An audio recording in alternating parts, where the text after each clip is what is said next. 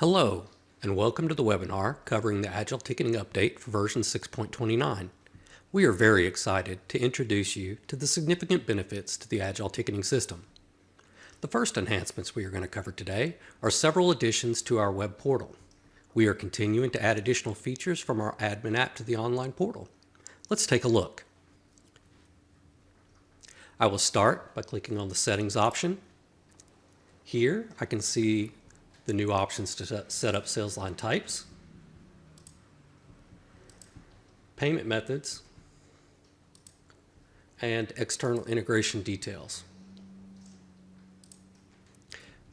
We have also integrated our box office sales interface more seamlessly. When I click on the box office option, I no longer have to sign in to access the sales functions. We have also updated the look and feel to be more consistent with the rest of the web portal. The next enhancement on our list is our media gallery. We have adjusted the formatting and function of the gallery based on customer feedback to make it more user-friendly. Let's take a look. We'll take a look at an example show along with its multiple images and trailers. The sizing of the media gallery has been updated to take up most of the visible page, and we ensure that no matter the size of the screen, that the gallery will be visible along with the thumbnails below. The content within the gallery is set to show as large as possible without affecting the aspect ratio of the images or trailers. You'll also notice that YouTube and Vimeo trailers thumbnails have been updated to use the still image defined by the video creators. And the ordering of the items is also preserved so that trailers can be the first item in the gallery.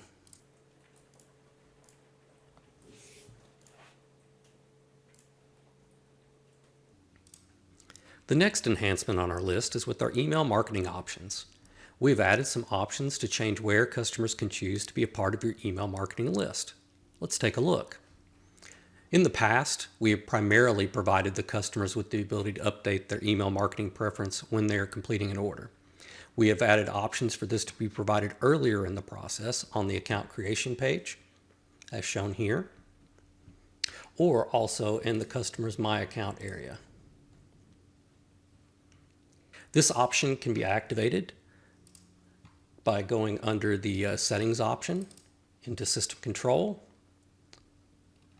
and turning on the Web Account Show Marketing opt-in. It is also possible to hide the options on the payment page. If the new options are all your organization wants, just let us know.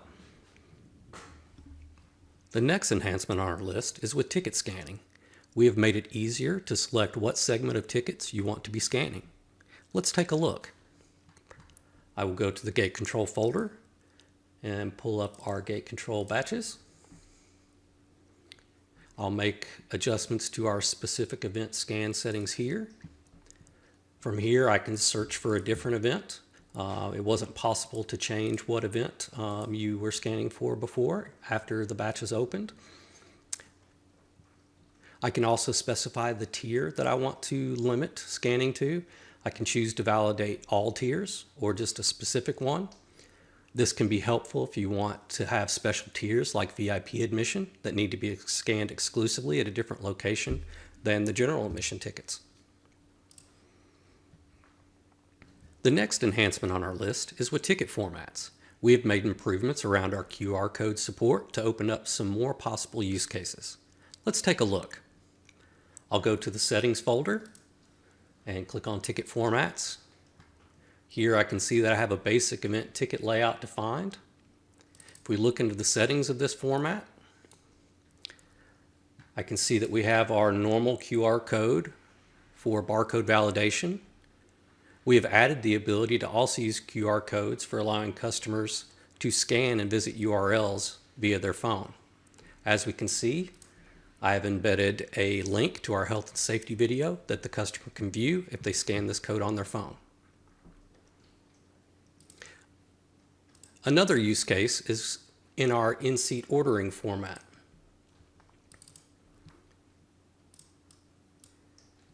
Here I have set up a printable half sheet format that can be placed on the back of the theater seats.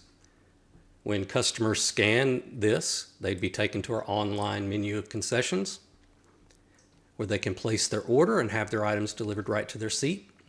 If you have questions about how the Agile Ticketing System can be set up for this feature, please contact your support rep.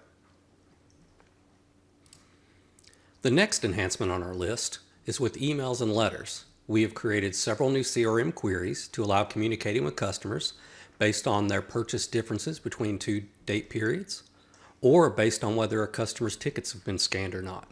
Let's take a look.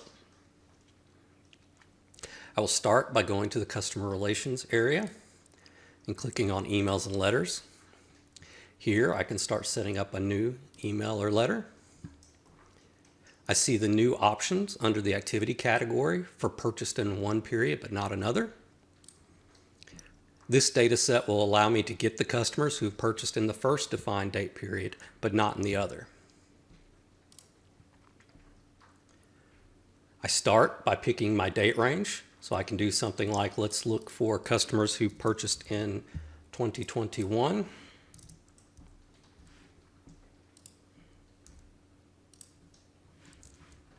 But not in 2022 so far.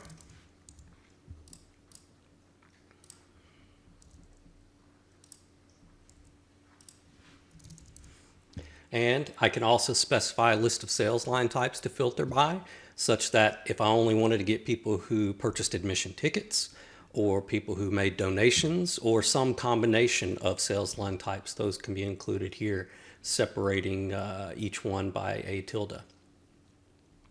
I'll go ahead and cancel out of this and take a look at our other new query.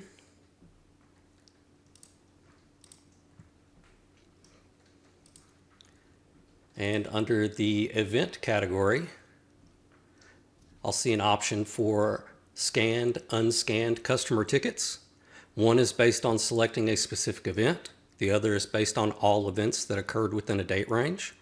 And let's go ahead and take a look at that one. This data set will include customers that purchased event tickets during the defined range. It'll allow me to filter out customers based on whether they had their tickets scanned in or not. So I can define to say like last month, we're going to look for people who purchased tickets for any event during last month. And if I wanted to specify like an admission versus VIP sales line type, I could do that. Here I'm wanting to look for not scanned tickets, so I'll leave this blank in order for unscanned tickets to be defined. And I want to get people who had all of their tickets unscanned, so I'm not worried about partial. So in this case, I could look for anybody who purchased tickets and didn't end up having any of their tickets scanned for events in the month of October. The last item for us to go over today are some optional app framework updates. Most terminals will already have these applied, but if you don't, you will see a screen like this when you launch the app. Both packages need to be updated to the specified version. If you click the Install Now button, it will take care of installing it for you. This usually only takes a few minutes. If you don't have time right now, you can choose the Remind Me Later option, and you will be reminded in 7 days. The update that will occur following this one will require that these packages be installed in order to continue running the application. This will give you some time to take care of any terminals that need updating.